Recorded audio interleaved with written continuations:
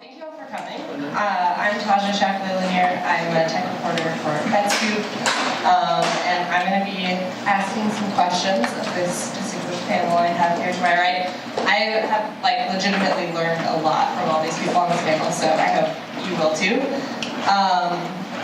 We're going to try and keep this really conversational, have a lot of time for audience questions, so keep those in your back pocket. And also to my panel, if you guys have any follow-up questions of your fellow panelists, you want to jump in with those, I will not be offended.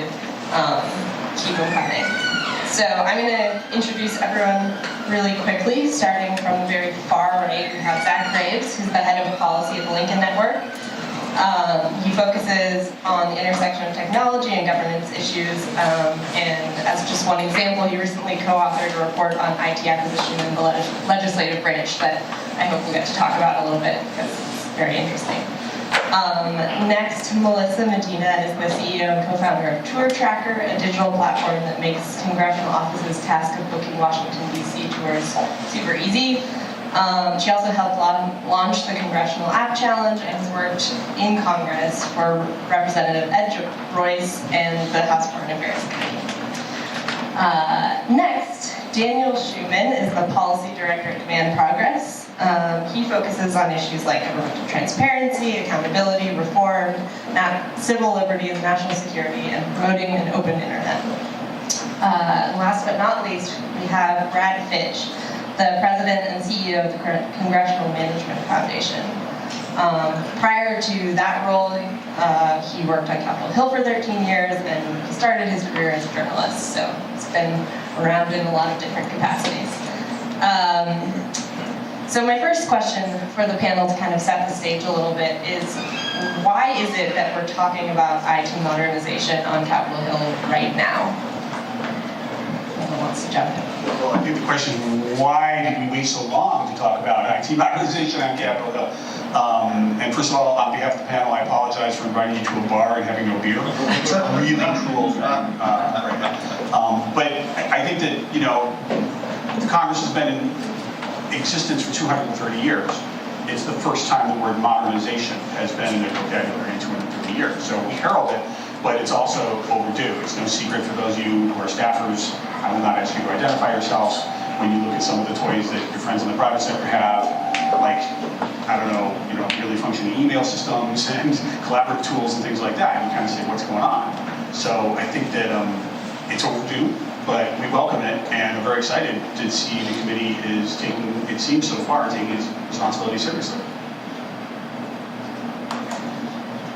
So, modernization is a pretty broad term, right? And the context here is, as most of you know, I think the beginning of this Congress, the House created this new select committee on the Modernization Congress. I don't think the term, as Brad mentioned, hasn't been used. The term modernization hasn't been used in this context before, although we've had various iterations of congressional reform committees every couple of decades. And I think, now we're in a space where we're seeing kind of an overwhelming volume of digital communications and technologies come up within the institution, and they are kind of figuring out how to deal with it. And so it's a really crucial time, I think, that we have this conversation.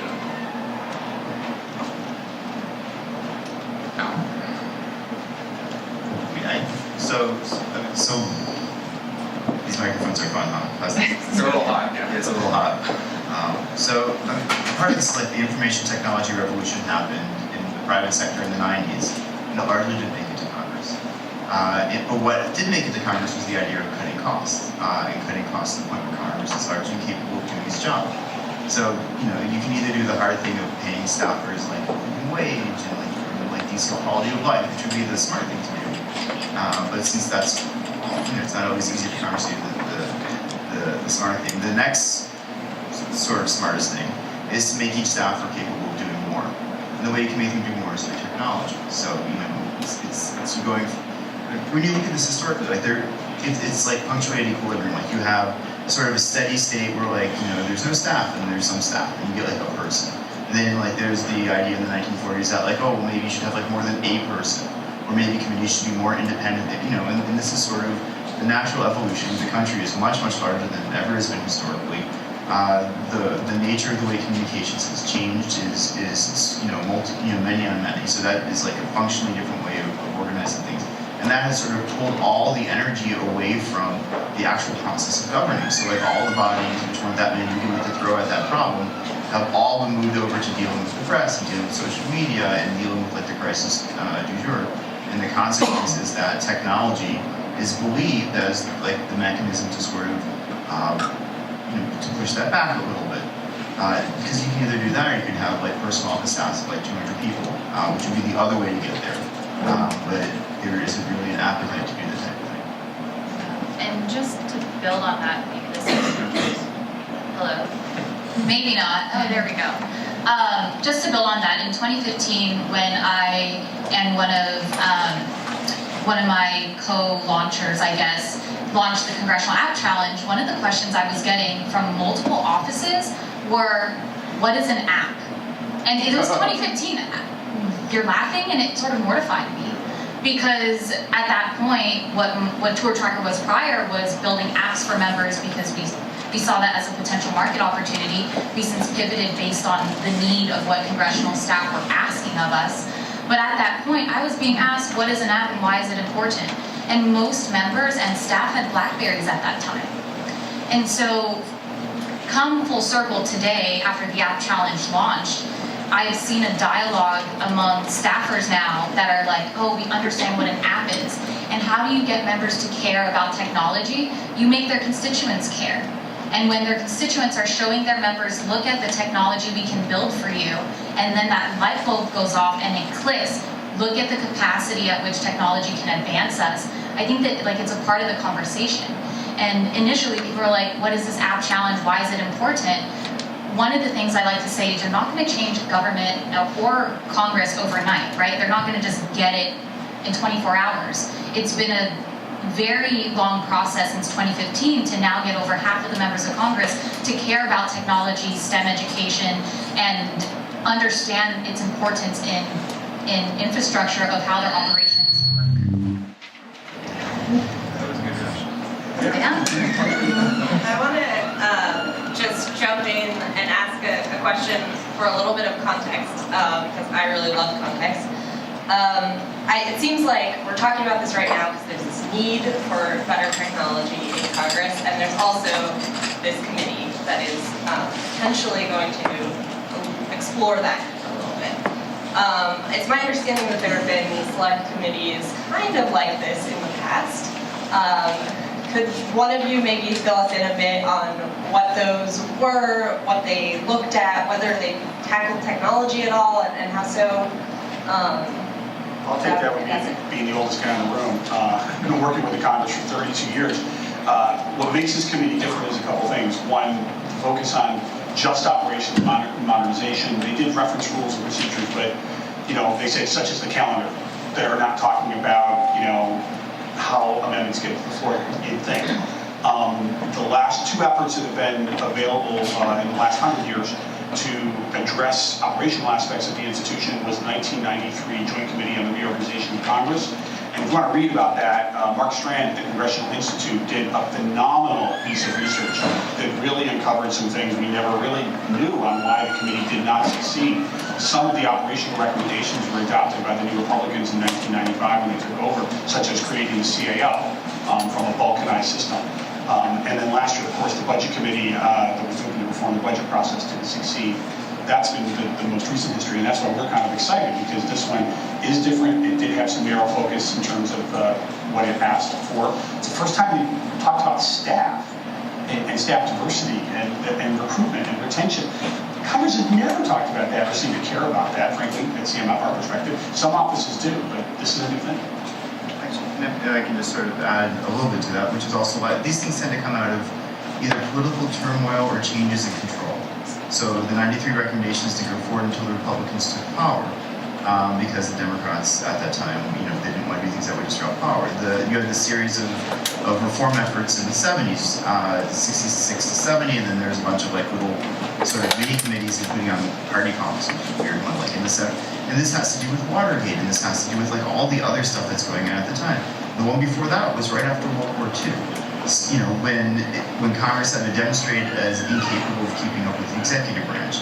So this is, you know, these things happen in times, not when things are sort of steady state and everybody's happy, but more when there's like a concern about power or about turnover. When the Republicans took control over the House 10 years ago, you didn't see a select committee, but what you did see was a number of reforms happening. So you saw rules at house.gov and the emergence of publishing the amendments online and video of what was happening inside that committee. And then you saw like docs at house.gov, which is a place where you can see what all the committees are doing. So like you see these efforts happen, and there's like a shortish period of time where a lot happens, where a lot changes, where people are like, we're gonna change this place. And then after a year or 2 or 3 years, like then it's like, okay, we're kind of happy with the way things are now, not because it necessarily solves the problem, but because people become entrenched in where they are. And that is just often the case sort of historically in terms of sort of momentary change in the world, and then sort of peters out, and they do it again. Cool. So one of the things that I've talked about with all of you, I think, in regards to the select committee is that there's a lot that it could do theoretically. There are a lot of new technologies that Congress could adopt. There are a lot of needs, but there are limited resources, both financial and time-wise, amount of hours in the day. What do you think the opportunity is? What are the things that this committee, from your perspective, should really tackle first? What are those key opportunities that exist to make some big wins in a relatively small amount of time with relatively few resources? So the first thing, I think it's so. Democratic leadership has made transparency and ethics a priority of sort of Speaker Pelosi's restored tenure. So in that context, the things that are most likely to move to get like those early wins are going to be associated with transparency and accountability and ethics. So it's going to be things like seeing what all the votes are, including at the committee and subcommittee level. It's going to be things like things that a little bit outside of our scope, like making the House like a place where you want to work. So it's going to be things like paid parental leave, which is kind of obvious, or dealing with student loan. There's going to be sort of those human resources questions that are largely not dealt with. And there's going to be things that people have been asking for years and years and years. So the idea that you can see a bill and see how an amendment changes that bill in real time, right? So you don't have to do a side by side, right? Like just there it is. This is what this amendment means. Or the same thing, how a bill changes the law. Like being able to see that, being able to read it, having enough time to digest it before you vote on it. Like that is the substance behind the 10 or 15 year fight over the concept of read the bill. It's the idea not to mechanically read it, right? But it's to actually understand what's in there, to understand what you're voting on, and then to have an opportunity to debate it in a way that is meaningful, whether it's at the floor level or at the committee level. And these are the types of things, I think, that the human resources questions, the pay questions, the technological tools that are available, these are like the low-hanging fruit that can sort of more easily be dealt with in questions like, what do you do about the frame? Like that's a whole other type of question. And by doing some of these things where there's this pent-up demand from both parties, you get those early wins. It builds the relationships in the committee, it builds the relationships with the other committees, and then allows you hopefully to move forward to some of the harder issues. And just to add a few points on that, I mean, a lot of these things that we're talking about trying to do ought to be sort of like common sense, bipartisan reforms. It's just that, people when they're, especially in the House, thinking about the election coming up in 2 years, not thinking about how can I make these sort of fundamental institutional reforms that will be good for everyone. I mean, it's a little bit of a tragedy of the commons problem. It's a little bit of, prioritization problem. I think that's what something like the select committee can address, is get everyone to sort of pay attention, identifying what the top low-hanging fruit is, what we can do, and the way the committee is structured is evenly split between Republicans and Democrats, and it takes a 2/3 vote to get anything done. The challenge, more than sort of arriving at consensus, is just sort of the very narrow time frame that we're working under. I mean, there are major reports due at the end of the year, and I know there may be a possibility to extend that, but that's pretty tight. So I think the committee is going to really have to rely heavily on people in civil society to help think through some of these questions.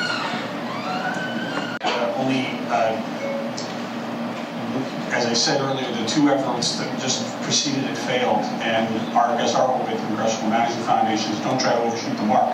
Half a loaf is better than no loaf in these cases. And in terms of the money savings, we've been doing research and sometimes hired by the institution looking at how they operate, and there is money to be saved. They don't take advantage of economy of scale.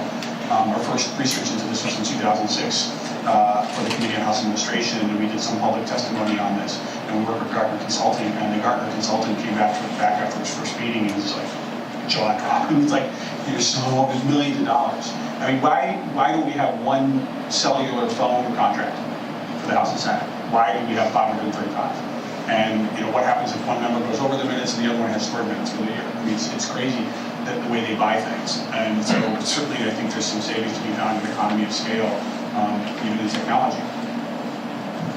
Yeah, I think this raises an important point that, said that you're dealing with 500 some odd small businesses, not to mention other, fiefdoms of different congressional support agencies that have their own kind of IT governance and infrastructure, and are quite, opaque about the procurement process and rules. And I think that, it's something that's made it hard to develop a strong vendor ecosystem and a strong ecosystem of sort of civic hackers and technologists and philanthropies who want to kind of contribute to making the space better. People, if they want to volunteer some of their time to build a project that's not here, if that open source thing is where that is under the ethics rules, or whether that'll be something that the office can use official resources to participate in. And these kinds of challenges should be very common sense and easy to figure out. It's just not the sort of thing that people are paying attention to in the hustle and bustle of sort of daily life on the Hill, I think.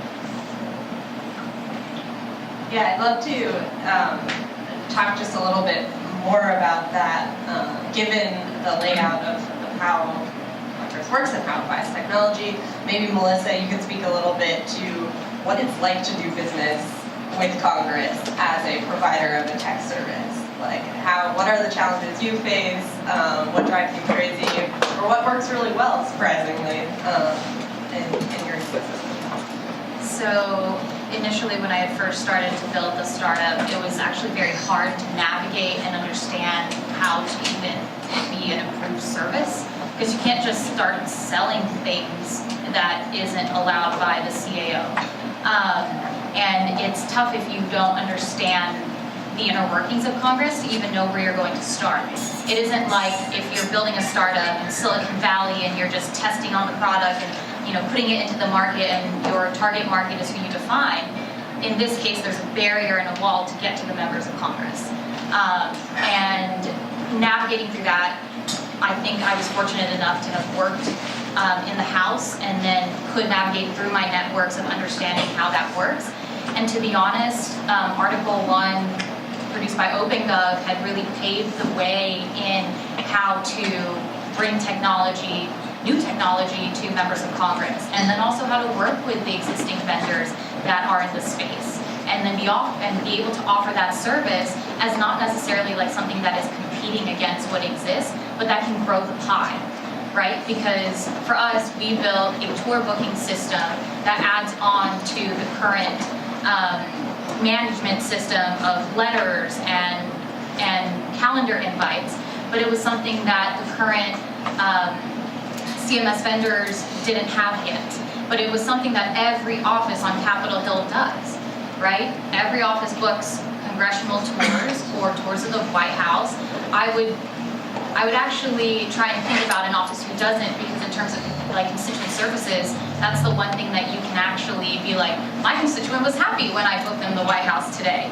And so one of the questions I got initially was, are you sure your service is going to be relevant, 5 years from now? Are you sure they're not just going to automate everything to book tours? And I was like, the one thing in their office that I have seen feedback on of what they want to continue to do is provide good service, because it's the one thing where one constituent who comes to DC and they have a great experience of the office welcoming them, they'll tweet it out, they'll put on social media, thank you to member so-and-so, we so appreciate you for booking us this great tour of the White House or the Capitol or the Library of Congress. And that touches not just one or two, it touches possibly 10 to 10x of amount of people back home. And word of mouth is really important. In terms of navigating the rest of the system, what we found had been successful was working with the current vendors because they already, one, have a platform that is being used, but it also works to enhance their platform to provide all the services that member offices are doing, and all in one place, which is one of the things that I had heard as a need from the user is they're like, we don't want 10 different services that are providing us all these different things. We want it to come from what we're already using. And so that's what I have found to be a very good way of partnering, and for us, we have partnered with Leidos IQ for now, in which we have been able to provide this service to member offices. I'm going to add a point to this. There's an underlying tone that could be considered for criticism of the Congress, and I get that. I also have to point out that this is an institution that simultaneously has to be the most transparent institution on the planet Earth, and is probably the target of most tax attempts in the planet Earth. And that's a really tall order. And oh yeah, you need to get your IT specialists and pay them a government salary. You can't pay them more than a member of Congress. That's a really hard task for them to do. In addition, having seen the growth and development of tools available, people may complain about it now. You should have seen it 15 years ago. I mean, there was just really people being upset about the quality of it. And the other problem is, like with all processes, staff aren't interested in using the tool effectively. We recently did a study last year where we were looking at a variety of different quote-unquote innovations on constituent correspondence, and half the time staff were asking for something that they had available from their current vendor, and they hadn't gone to the training program, and they didn't care about it because who wants to answer the mail, right? I mean, I'd rather do something else. So there's a cultural challenge and institutional challenge that is somewhat unique to the United States Congress. And one other point I wanted to add to that in terms of a barrier, it isn't just the institution itself, but it's the way in which it is framed, right? Every office, and I think we touched upon this with economies of scale, every office operates on their own. They can make their own decisions, they can use whatever tools that they want. So in terms of selling as a tech company, outside of trying to touch every office to raise awareness, it isn't like one office buys it and it's a great product and everybody's going to use it. You have to sell what you're doing to every different office repeatedly, which is a good thing, and also one that could be a barrier in that everybody operates differently. Do you think that issue, that kind of siloed nature of Congress is something that is fundamentally problematic and could be addressed in a way by the select committee, or do the benefits to working with that, like Brad spoke about a little bit, do they outweigh the difficulties that a tech company might face in kind of getting their product to the door? So I think a lot of the styling can go away, right? And it's this doesn't make any sense like metaphorical, but there's silos within silos, right? Like, first of all, you don't work, you work for your member, but you work for the House. And you work for the House, you work for the U.S. government. So, things like your health benefits, or your paycheck, that comes from the USDA. That's what it used to be. That's the one who cuts your check. And things like questions around parental leave and whether you can harass people. These are not things that should be decided office by office. These are things that make sense to decide sort of institution by institution. Just when you look at where IT lives. So you have one set of IT inside the clerk's office in the House, and then you have another set inside the CAO. The Library of Congress has its own IT people, and then CRS inside the library, they have their own IT people. And let alone talking about GAO, let alone talk about the Senate. I don't even want to talk about what's going on in the Senate because it's some other form of nightmare. But it's an ongoing set of all these little different places that are taking a very small piece of the problem, and they don't understand how any of these things fit together. So staff or members or people dealing with Congress, if you just want a way of engaging, right? If you're writing a letter, you want the letter to go through, you don't care about all the stuff that happens in the back end. And you don't want to think about, when you're looking at legislation, all right, so it passed the House, so the clerk has it, so there's an API handoff to for the data to the Senate, and then it's going to go over to GPO, and the GPO is going to play with it, and at some point it's going to end up over at NARA, and then they're going to put it in vellum, and they're going to get that's and then they'll end up at, that's what it is. This makes no sense. And there is no central authority, there's no centralizing coordinating entity. The the closest thing that you guys, the bulk data task force, which is a great innovation of the last 10 years, but it's like not up to this challenge. And before there was no, like, I remember one of the first meetings that we had, and people were introducing themselves to each other. These are people who've been in the institution for 10 or 20 or 30 years working on data and technology and all these things, and they had no idea who their counterparts were in all these different places. And this isn't always true. There are a lot of people who had worked in this kind of way. But the institution doesn't support this type of collaboration, this sort of cross-cutting nature of how all these things sort of have to work together seamlessly. And there's nobody who's responsible for thinking about it in this kind of way. And just by comparison, so if you look at the United Kingdom, you know, the mother of parliaments over there is a joint select committee, or some name, that's run by the Library of Parliament, that is responsible, that has a board of like the leaders of the different parties in the House of Lords and House of Commons, and they get together and there's like, oh, how can we fix this? And like that's the way they perceive these things. There's a central authority that has responsibility, and that sort of addresses this. And the House of Representatives and the Senate, like it's organic, right? Like it's crufty. Like things grow on other things, solve a particular problem at a particular moment, and then like people leave, and maybe it becomes something else, and maybe it doesn't. There's no coherence to what they're doing, and that is definitely something that can result. Now there will always be a need for like some things will need to be independent, right? Like you shouldn't be able to have access to certain aspects of email because of a speech or debate clause or other aspects of protection. But generally speaking, most of this stuff doesn't have to be the way it is. It's the result of political circumstances and political will combined with happenstance. And a lot of it can be addressed. But the second half of your question is the Fixed Congress Committee, which is what I call it, because I'm too lazy for the long name, is that going to be the place that this is solved? And the answer is, well, parts of it, but it's House only. You're going to see legislative approaches in the House and the Senate taking on parts of this, because they've been taking on parts of it for decades. You'll see House administration and Senate rules taking on parts of this. You might see leadership in the House. I don't see the Senate really doing that much, but like House, at least for now, will be doing things around this. So the Fixed Congress Committee is a place for this to move forward. And if they're really smart, and I think they are, they're going to create opportunities for themselves, not just in this Congress, but to lay the groundwork for future Congresses to continue to engage with this. Like building that mechanism where you can have these conversations, where you get that second and third bite at the apple. Like that is the thing that makes sense. And if they're really smart, like I said, I think they are, like, this is where there's opportunities all around. So, sorry, that was all I can say. And if I can just add a couple points on that. I mean, as you said, it's something we talked about. There's all these different little fiefdoms, and they all have their different rules. And you have to know what the procedures are, know where to find the procurement opportunities, and this makes it kind of a difficult place to do business because of that. And also because, I mean, you're already talking, relative to the executive branch, a very small amount of money on, say, outside IT acquisitions. It's less, a little under $300 million a year, which sounds like a lot of money, but once you say, well, the Senate has their pool and they have their rules, and the House members have their pool and they have their rules, and then the GAO does one thing and the CRS does another thing and the library does another thing, then you're starting to cut that smaller and smaller if you're talking about someone making a really serious investment in the space and trying to do something new and innovative.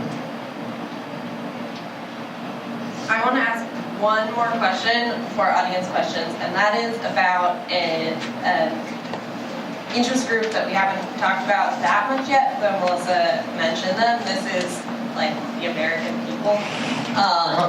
I think, when we talk about political will to change things, one place political will can come from is constituents demanding that Congress work better for them.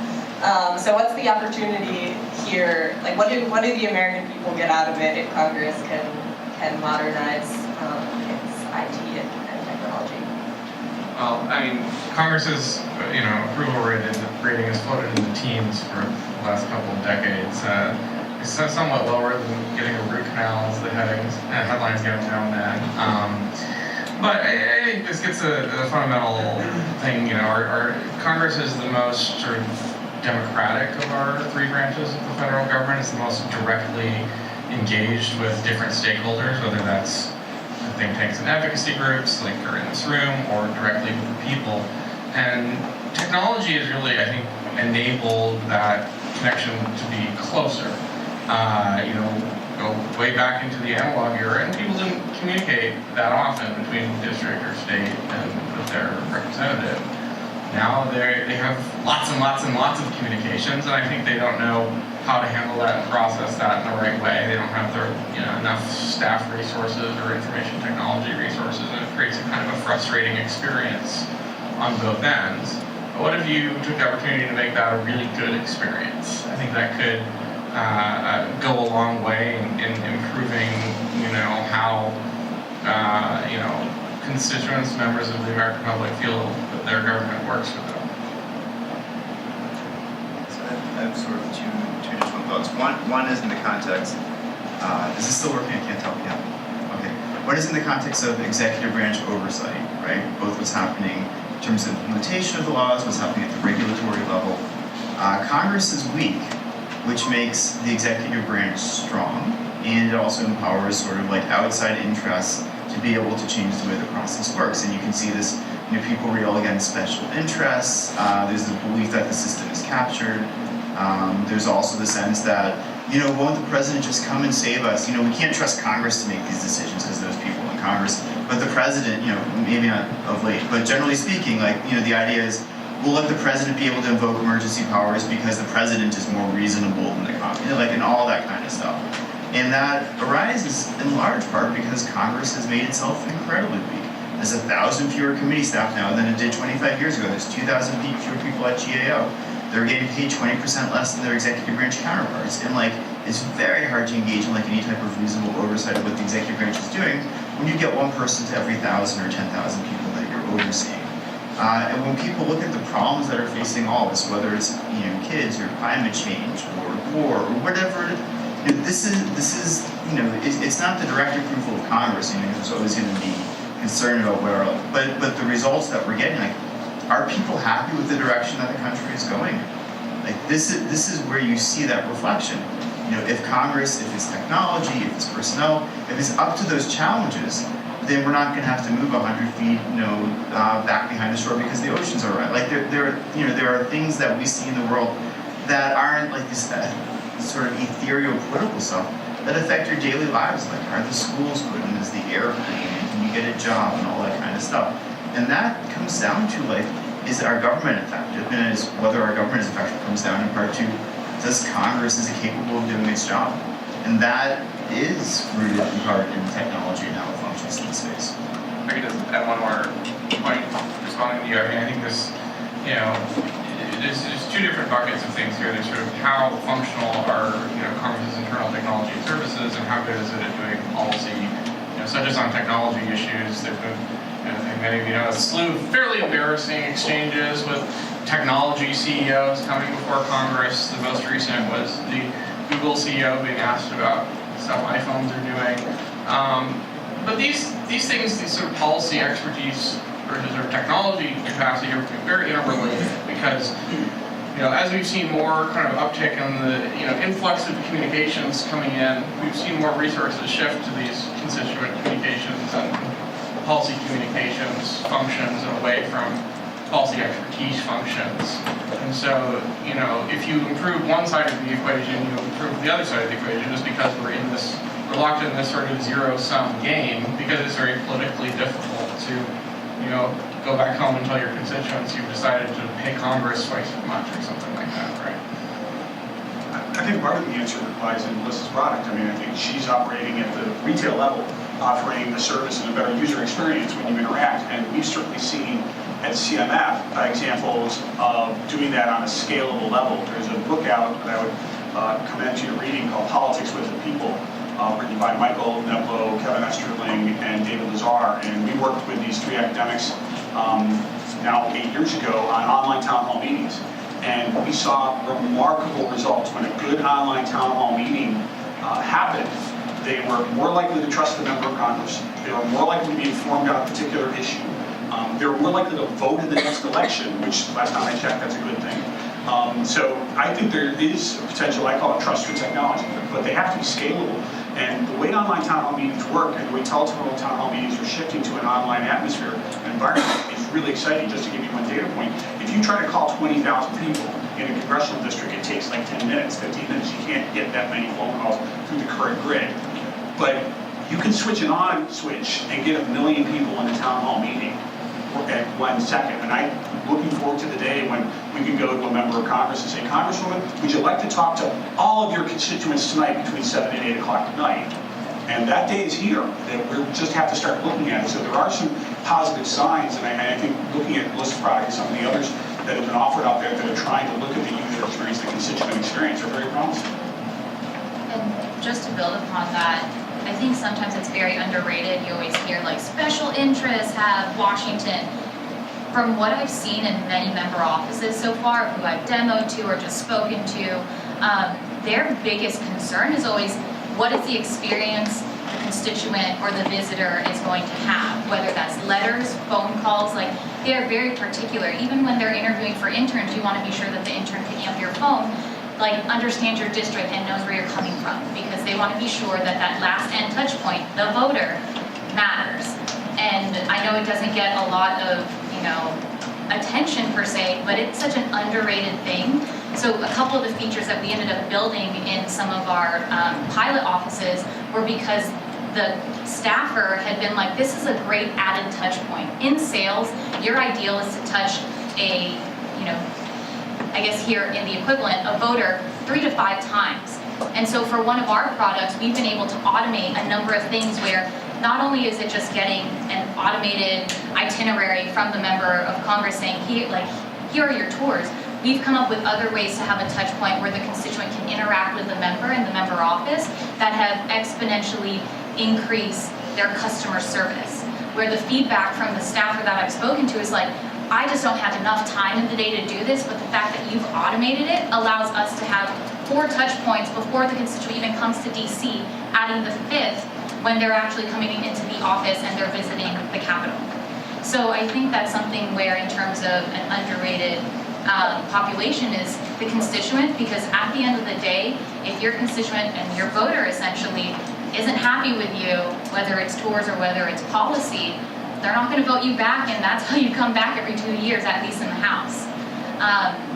And so I think that's just something that I wanted to build in terms of that level of importance that I didn't fully grasp, even in working for a member, until I started to talk to multiple offices, and this was a point that they really honed in on.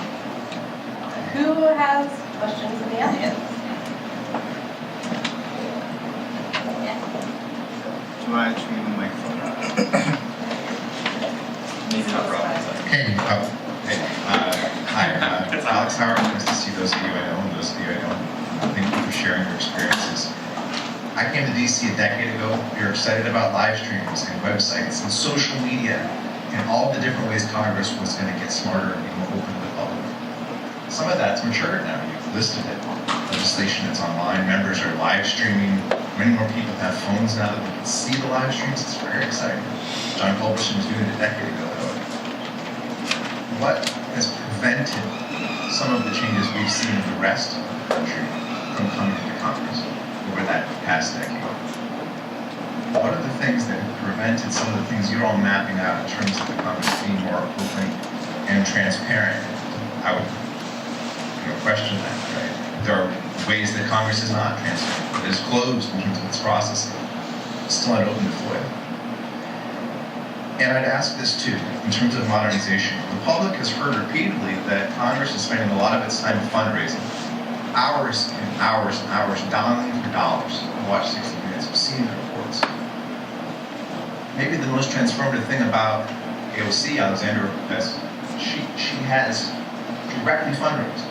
Are you seeing members spending more time in constituent relations on opening themselves up as opposed to calling for money? And does that have the potential to change the dynamic between the public and those that represent us? I can take it first up. At least that's that.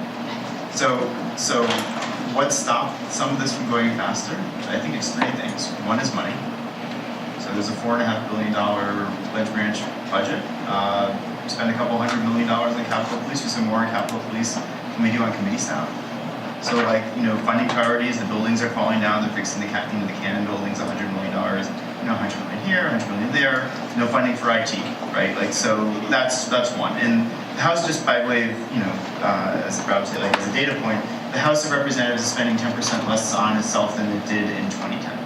So like it's a downward, basically. So it's like a downward cycle in terms of funding availability for a lot of these things, combined with sort of growing requirements from a constituent service or social media relationship sort of perspective. Two is that all these things have multiple choke points, so that 10 people have to say yes and one person can say no and it stops. And this happens a lot. So maybe you get through House Branch Approach, but you can't get through the full committee. You get through the full committee, but House Admin doesn't like it. You get through House Admin, but someone in leadership doesn't like it. If they like it, this is the nature of these changes are political changes, which mean they have to go through, past the House, past the Senate presentment, oftentimes, which means that stopping stuff is really easy. And if you get power, or if you still use AOL for your email address personally, or whatever, which a lot of members still do, by the way, or whatever it may happen to be, you don't have the desire to change things, because the way it works suits you just fine. Even if the rest of the institution is suffering. This was alluded to earlier, the tragedy of the commons problem. We see this where the incentive to sort of address those problems isn't there. So what we hit money, we hit multiple choke points. There was a third one, but I don't remember what it was. But those two are pretty good. I would add, I just defended the Congress, so let me throw in a hit here. I think sometimes members of Congress are either ill-informed or don't understand how the system works. And I'll give you an example of this from the recent past. In 2006 and 7, the Congress made all the earmarks public, but they left it up to the 13 committee chairmen on what that meant. And so they put it in often in non-machine readable formats, thinking that would work. They'll never figure out a way to take a PDF and put it into a spreadsheet. Yeah. So Citizens Against Government Waste did it, or Taxpayers for Common Sense, up on 8th Street, interns working well into the night and put together a database of all the earmarks. Who got credit for the transparency? Taxpayers for Common Sense or the Congress? And it was the Taxpayers for Common Sense. So sometimes Congress just does stupid things. The Senate right now doesn't make a lot of stuff available in machine readable format. Guess what? OpenGov Foundation figures out how to turn it into electronic data. Who gets credit for it? I mean, it just makes no sense that someone didn't just go to the committee chairman or leadership and say, it's going to get out there. We know how to create a spreadsheet out of a PDF, Senator.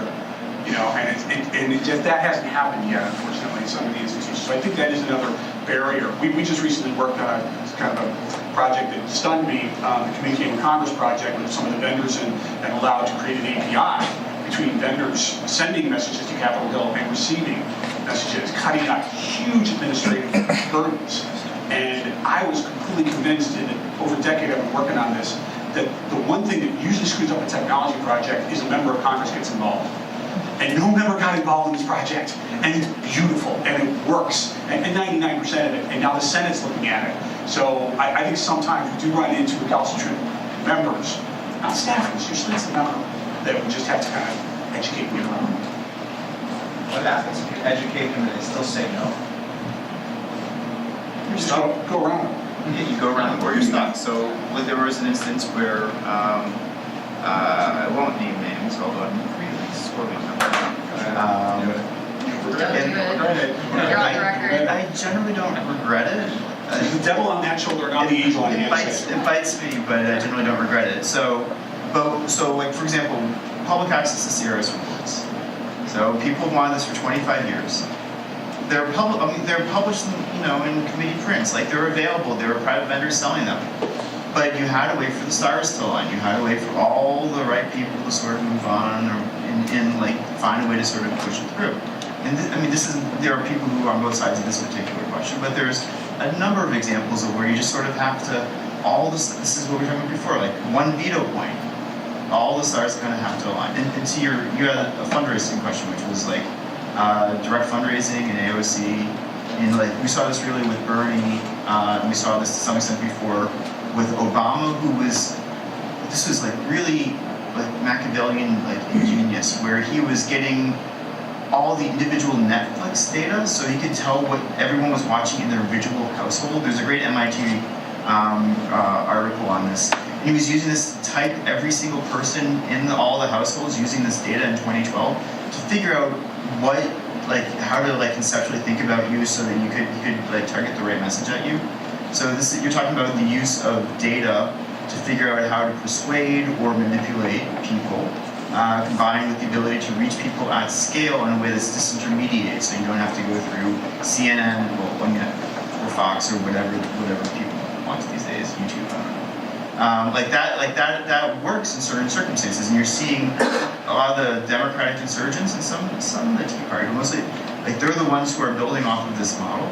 But this is the other scale question.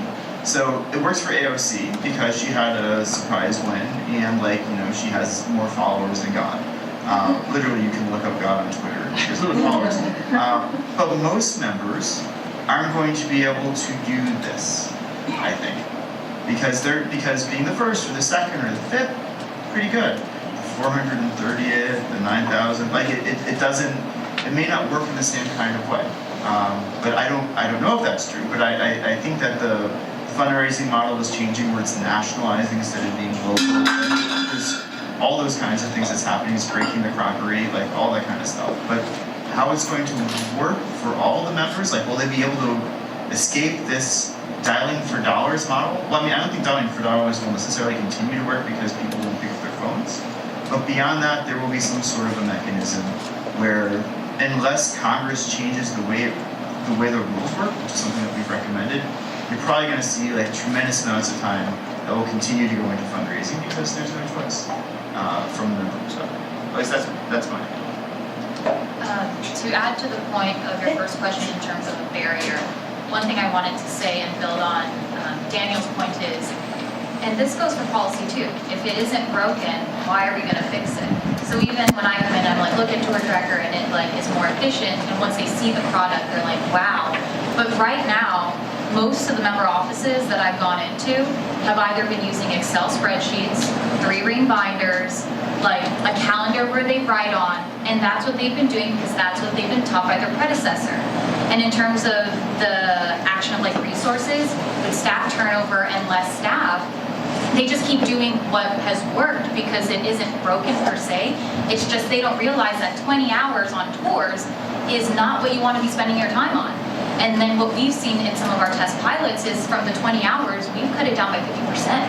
And then now we're starting to think about what that staff assistant now could be doing, or that tour coordinator, or the staff assistant /LC/LA has 10 more hours in the week to like actually work on policy, which is what they came to DC to do, not become an admin assistant. So like opportunity costs are invisible, right? They're just not visible to members in the same way that the problems are invisible. Yeah, because if you ask the member right now how are they actually booking tours, they just know that they're booking, and then they shake the hand of the constituent who comes in and maybe sits at their desk, but they don't know like the staffers spending hours on Excel spreadsheets to do that. So I think that's part of a barrier of not understanding how the meat is churned, and then also not understanding that just because it isn't broken doesn't mean you can't fix it, that there is a more efficient way. I have another question here. Well, this is going on what you were just talking about a little bit. What is it that staffers do, either in the offices or in the committees all day, that makes their lives miserable, that could be fixed with technology? What stinks about their job enough to make them want to do something about it? There's a ton of things. I mean, it's a list without a bottom. So, if you're doing constituent correspondence, I have not met anyone yet who likes their constituent management system. If you're a committee staffer, ledge histories. So you'll get this bill over here, HR 1234. It's the same as the Senate bill S2345. How do you know this? No, you can know that. And this bill S2345, well, actually, it was introduced 3 Congresses ago, and there was a markup and there was a vote on. There's a CBO score and a whole bunch of other things. But if you're looking over here, you're never going to know all the here on the legislation. You're never going to know all the related stuff. And I've never met a committee staffer who was like, boy, I get to spend the afternoon today going and doing a legislative history of how this came to be, because that is just a miserable thing to do. I've had people who are doing roll call algo comparisons, where they're doing it by hand and it takes them an hour, where like we built a tool that takes you a second because it's all in XML, so you can just be like, trying to find co-sponsors for your legislation, trying to find partners on the other side, trying to track what legislations and hearing and markups are coming up. Like, some of these are solved in certain types of ways, and there are private vendors that have solved pieces of this, but it's nightmare. Like, and none of this needs to, like, all of this, with the technology and the information that's available now, you can solve all this stuff. It's easy to figure out who's your most likely partner on a bill. It's easy to figure out what the legislative history, like easy in terms of like the data is there. And that's what we spent, like, in many respects, the last 10 years have been about making this information publicly available if it's not, and if it's publicly available, making it available as data, making sure the data is reliable. And then the next 10 years, hopefully shorter, probably longer, will be how do you tie it all together so that when you sit down at your desk and you're trying to solve a problem, the problem is what is the best thing to do here, not all of the stuff that leads you up to that point of like, what's the relevant information, how do I find it, and how do I put it together, and who's the right group, like all of that other stuff can largely be solved through better application of technology to data and not all the other stuff. And to the point of that, actually, I would say if you just sit in a member office and just observe them, which is what my team did for probably maybe like 2,000 hours of just like aggregate data. Like earlier today, I was in a pilot office, and one of the interns was literally, for the last hour in which I was there, like working on Tour Tracker, calling all of these offices, I think it was like 100 offices, to ask, hi, who is your healthcare LA?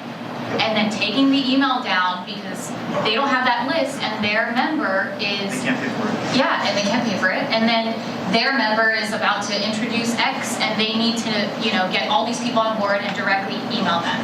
So, and I just sat there and I was like, oh my gosh. And poor intern said, I'm sorry, Melissa, you have to listen to me, dial all this. I know you're trying to work through, a couple things right now. And I was like, no, I'm sorry for you to have to dial 100 offices and go through that list to individually collect on a spreadsheet email addresses of staffers who work on healthcare. Like, wouldn't it be great if there was a technology platform where whatever issue that staffer worked on was automatically updated for the House staff to access? So that's just one example. There's a lot. If you literally just sit in a member office, you will find so many different pieces that these offices crave to have, especially since a number of the staffers, especially the ones that are actually doing the grunt work, are fairly younger and are like very well versed in technology. They are fearless in being early adopters. So it's been interesting for us because one of my goals was to have X amount of pilot offices in the last 3 weeks. We've hit that goal, in 6 weeks, we hit the goal in half the time because somebody put it on the tour coordinator's listserv, and before I know it, I'm getting calls, Melissa, come demo for me because I heard about this. Right. So they're hungry for it, they're open to it. I have a number of early adopters, but it's just building that, tech capability that is really important. So one more quick question that may be very junior for everybody else in the room, but my last sales job was as a page 30 years ago. I'm a private sector ever since. How's your Senate? I'm sorry? How's your Senate? I was a house page for my account.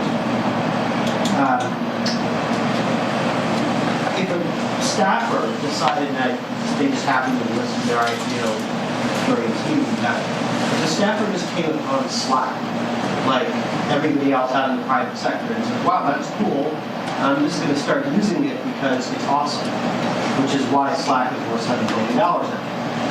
Can a staffer do that? Just say, hey, I'm going to use Slack because this is great. Yeah. Or is that, and then we're going to get in trouble? They do it. I'm sorry They're if not that's a supposed dumb to. question. So the short answer is there are a lot of tools that they're not allowed to use that they use anyway. Slack being one of them. Major aspects of Gmail being another one, like they're all in GChat, chatting. Like things on the cloud generally. Yeah, they have Microsoft Office, I think, now in the house, but they don't have, and they have, in theory, they have Google, but in practice, you're not supposed to do it. So when I submit requests for appropriations to members, I use a Google form. Like, they all use Google forms, and they, when you do Dear Colleagues timelines, it's often also a form. So, they're not supposed to do that. That's a tremendous vector for whatever problems. But they do it anyway because to do it any other way would be insane. So they do it. But the more they follow the rules, the less they do it. Because it's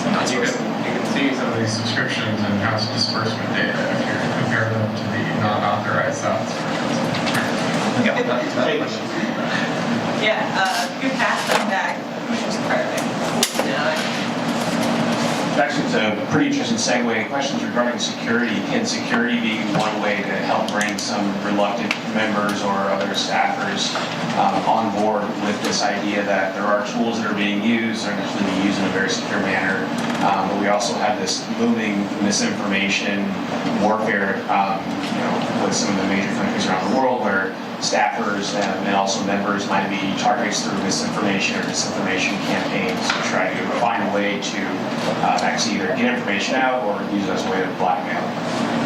Yes, absolutely, and I know, again, the House has worked diligently to track phishing and other security practices, and in fact, they're starting to extend that to the personal email addresses of staffers, because that's just a security goal. Senator Ron Wyden won our Democracy Award in 2018 for innovation because they actually were trailblazers in trying to protect staffers, and literally 6 months later there was an article about the McCaskill office and other Senate offices that were being targeted by foreign hackers.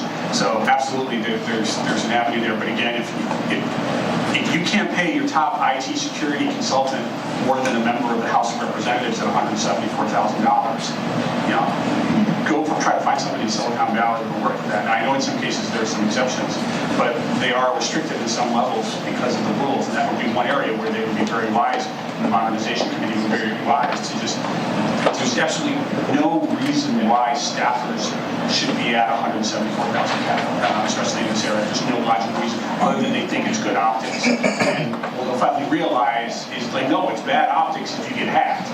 And so you're going to look a lot dumber if you get hacked. And so I think that's one of the things we'll be arguing with the Modernization Committee. Yeah, and I should just say, so they did hire, I think last year or 2 years ago, a cyber person. And now there's a team on the House side. There's a bunch, yeah. And they seem really thoughtful. And they go and they help member also. There'll be a fair, I think, in March on like cybersecurity. So like there is that. And there's a work group too. Yeah, there's also cybersecurity. But like security generally is not the thing that's making things better. Usually it's a bunch of people who are, but you can't do any of these things that you want to do because of X. And it slows things down so people do them anyway. Instead of oftentimes, and it's not their fault, like it's the natural risk-averse nature of the environment where if you say yes and something bad happens, then you're responsible. If you say no and something bad happens, then you're not responsible. And there isn't like an overall sense of like risk tolerance that deals with those incentives. And as a consequence, they say no to too many things. And that means people go around it because it's unreasonable. That kind of happens a lot. I mean, it seems like this sort of security question can like cut both ways. One is an incentive to sort of like, invest more in this area and build better tools and resources. And the other, like you said, is like, you can keep people risk averse and make people say, oh, we must use the servers that we own and control rather than going to AWS, or we don't know about this, technology, we haven't audited it, it's not FedRAMP approved, so we don't know what to think about it. And also there's also non-connected here. So just because the CIA is on the cloud, that's Amazon, doesn't mean that the House can do it. And there's also another set of concerns around the speech or debate clause, and there's real problems with like the executive branch hacking the legislative branch. Like that happens. So like, depending on how malicious that is, like that can be a real. We saw efforts to hack into oversight of the intelligence community on the Senate side with SISI. So like there are inter-branch problems as well, where if you host things off the local whatever it is, like you can run into problems. So there's like a whole bunch of like really weird problems that arise in this circumstance.